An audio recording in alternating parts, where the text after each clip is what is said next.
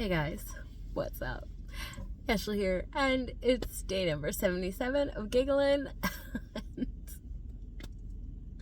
Yeah, I look like a disaster today. But so yesterday I learned that if I'm going to be vlogging from my new little thing here, I'm gonna need to wear a scarf. Because yesterday I didn't have a scarf on, and I was like, whoa, what is that non-neck? It was just terrible. So because if I'm driving, I sit back, and then like it's all like terrible. So if I just have, when I'm in my room, I can lean forward and it doesn't look as bad, but I'm just gonna keep this here like it's holding my head on or something.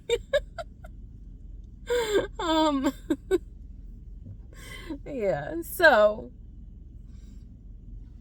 I made it home. I'm not driving, but and I know the whole purpose of this is to use it while I'm driving. But the reason why I did not is because this is the real thing that I was going to talk about today. So I caught up on the podcast that I wanted to listen to, and I wasn't really feeling anything else currently. But a book kept popping up in my, like, because I like saved it and like whatever, so it kept popping up like, you know, oh, this is saved for you or whatever. I never actually purchased it, and it's called If the Shoe Fits by Julie Murphy. And because I have the attention span of a goldfish, I don't really like to read books. So I have to do, well, I don't have to, but I prefer the audio version, which not great, because the audiobook is so much more expensive than just getting like the ebook or buying the actual physical copy of the book. But here we are, because I was like, well, if I'm gonna read this, I can't read it, so I have to, I mean, I can read it, I can read, it's just easier. So I was like, you know what? I don't have anything else to listen to right now, so let me finally get this book. So I bought the audio version of it. Well, first I did the preview. So I listened to the preview, because sometimes like it's read by some, like a voice that you don't like. So I was like, I don't want it. It's $27. So I was like, I don't want to spend all this money if like I don't like it. So I listened to the preview, and it was a substantial preview. It made it through like 3.5 chapters before the preview ended, and I was like, yeah, I need to finish listening to this. So that's why I didn't talk on my way home, because I was listening to the book in my car, and I was like, I need to know more. So I know you're all wondering, what is this book about that has you so so engaged and sitting at the edge of your seat? So it's not a story that's out, like, you know, we're not reinventing the wheel here. That's what I'm saying. So it's a Cinderella story. I mean, the main, like, all the character names. You got a Cindy. You got her sisters are Anna and Drew, like Anastasia and Gisela. The stepmom is her last name is Tremaine, like Lady Tremaine. And then there's like the introduction of 3 little kids, and while that's on the original Cinderella, their names are Jack, Gus, and Mary, just like the mice. I mean, instead of Jack, Jacques, whatever. Say close enough. You know, they're all close. So you got all the characters, and starts off saying her mom died when she was little, and then her dad remarried the stepmom, and then the dad died. So it's like just that it's Cinderella, right? I mean, except in this version, the stepmom and the stepsisters are nice to her. They're not like terrible monsters like they are in most of the versions of Cinderella that exist out there. So they're actually nice to her, which is a nice change. I mean, like, you don't need a villain. So you could just have a nice, beautiful story. But the biggest thing that's the most important to me is that this Cinderella is a plus size. And so she's a big girl, and I just love it. I've like almost cried so many times, and like nothing even like tear worthy has happened yet. Just like thinking about it is making me emotional, because like there's just not a lot of plus size main characters that aren't the joke,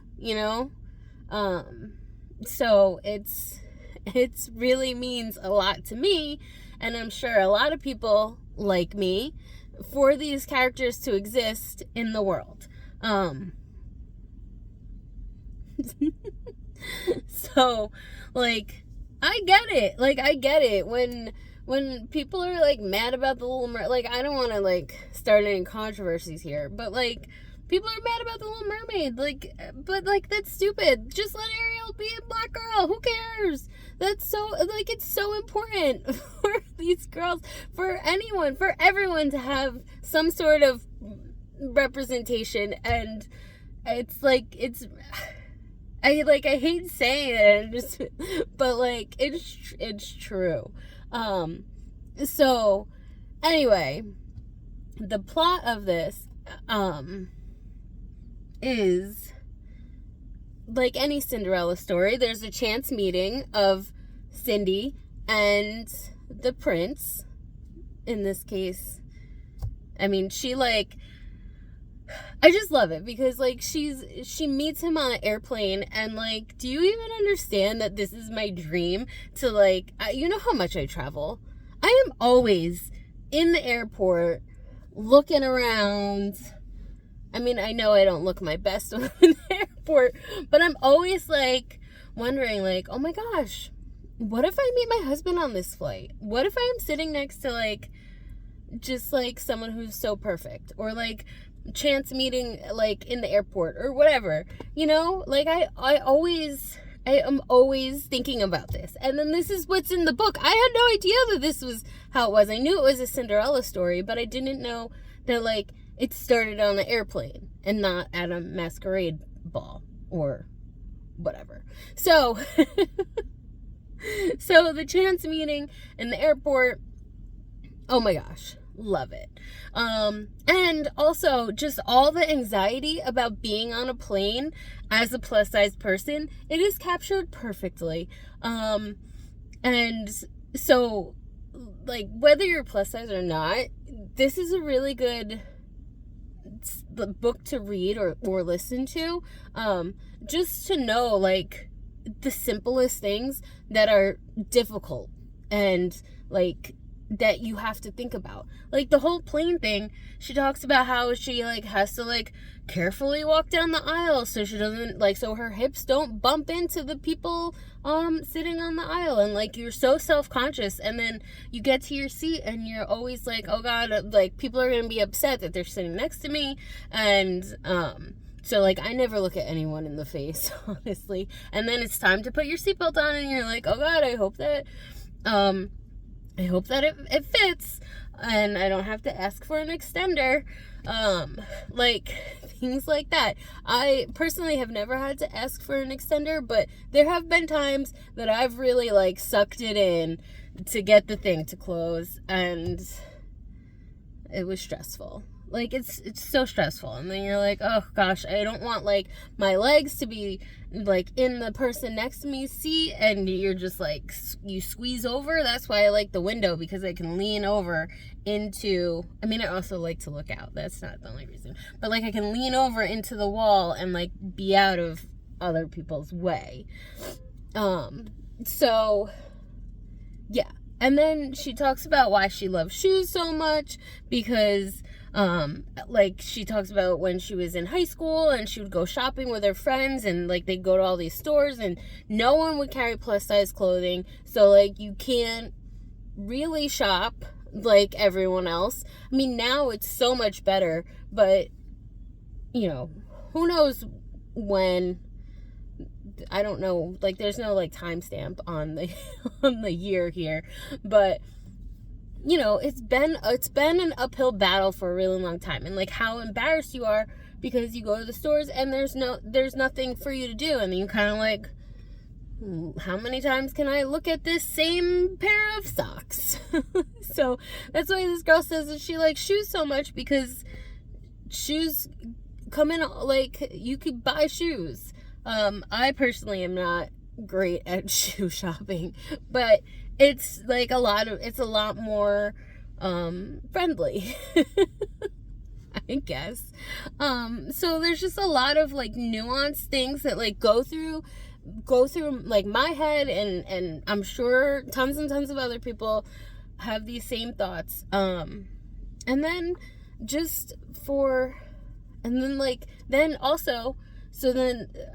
I just said a lot of things that didn't make sense. Let me start over. Let me start that sentence again. So then the next part of the book, it's also a dating reality show, just like The Bachelor. So she ends up being one of the girls on the show, and the guy that she met on the airplane is The Bachelor. I don't know what they're calling it here. Suitor, whatever, he's The Bachelor. And she's one of the girls on The Bachelor, and yeah. So just like for her to be on this show, The Bachelor has never had a plus size girl, and I feel like they might have one time, like someone who was a size 8 or something, which not really plus size. Sorry, Bachelor, but it's not. And they went home week 1. So it's trash. I still watch The Bachelor. I'm not gonna lie, I still love it. I still watch it. I still watch all the trash reality shows that don't include plus size people, and that's fine, because whatever. But imagine if there was a plus size person on there and that the lead actually liked her. Imagine that. Like, I think it would open up so many opportunities for everyone. I just do. And like, and she mentioned something also in the book. I feel like I'm giving everything away, but like, it's a Cinderella story. Everyone knows a Cinderella story. I can't like, and I'm not even halfway done, so I don't even know how the whole thing plays out. I mean, you know, because it's a Cinderella story. But she also said something about how